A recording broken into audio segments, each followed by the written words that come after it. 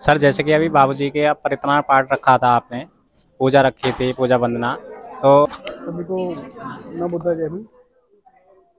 इस 7 तारीख को हमारे पिताजी का देहांत हुआ था और 7 तारीख को ही हमारी जो बुआ थी, हमारे पिताजी उनका अंतिम संस्कार करके घर लौट रहे थे।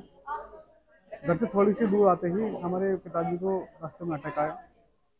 मतलब हमारे पिताजी को सदमा लगा हमारी बुआ की मौत का और उनको अटैक आ गया। तो 24 घंटे के अंतराल वो नहीं बच पाए।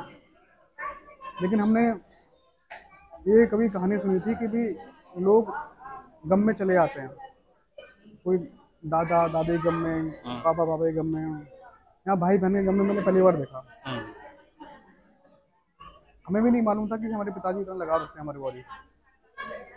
और उसी दिन पता चला मुझे कि मेरे पिताजी का डेट ऑफ बर्थ और मेरी बुआ की डेट ऑफ बर्थ सेम है।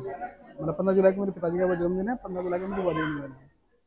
और पहली बार ही हुआ था कि इस वर्ष हमने बुआ जी का और पिताजी का जन्मदिन सेम डे बनाया था। हमारे पिताजी बहुत अच्छे इमोशनल सज्जन व्यक्ति थे और हम तथागत के रास्ते में चलने वाले परिवार हैं। तो हमने यही रास्ता चुना कि पिताजी को अंतिम संस्कार पूरी बौद्ध संस्कार के रूप में उनको किया जाए।